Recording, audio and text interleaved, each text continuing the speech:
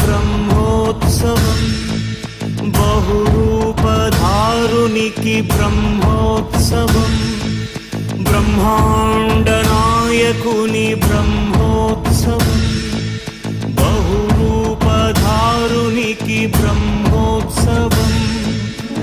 శ్రీభూసతులతో శరణాగతులతో శ్రీభూసతులతో శరణాగతులతో